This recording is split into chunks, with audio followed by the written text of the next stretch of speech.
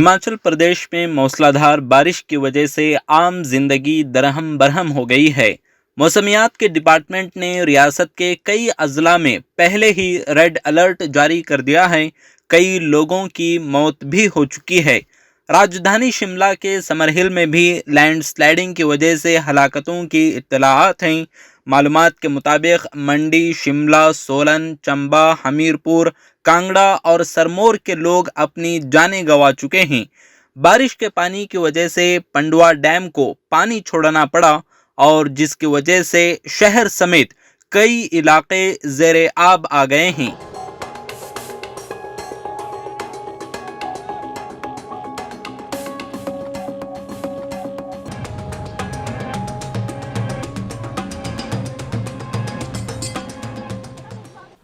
जो भी परेड में पुलिस और एसडीआरएफ के जवान भाग लेते थे, उनको भी इस परेड से निकाल दिया गया है।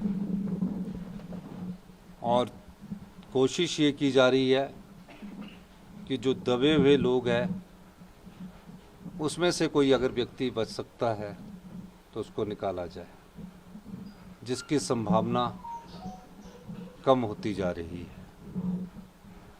और हमारे प्रयास है कि जिन्होंने अपना सब कुछ खो दिया है उनके परिवार के सदस्यों को तो हम ला नहीं सकते, लेकिन उनकी ज़िंदगी दोबारा बसाने की हमारी सरकार कोशिश करेगी।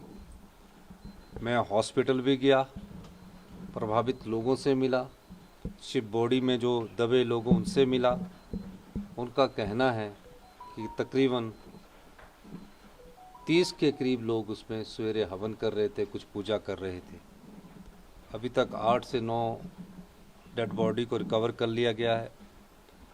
हमारा ममलिक से 7 बॉडी को रिकवर कर लिया गया है। 5 बॉडी फागली से रिकवर कर ली गई है। मंडी में 9 के देहांत के समाचार है। हमीरपुर में 5 लोगों के मृत्यु का समाचार है।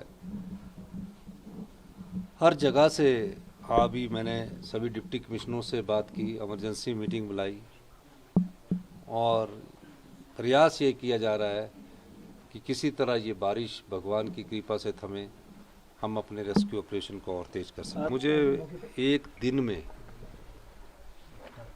अभी जो मौतों का आंकड़ा आज के दिन का है वो 50 के करीब एक दिन में मौतें हो चुकी है और कुछ मिसिंग है।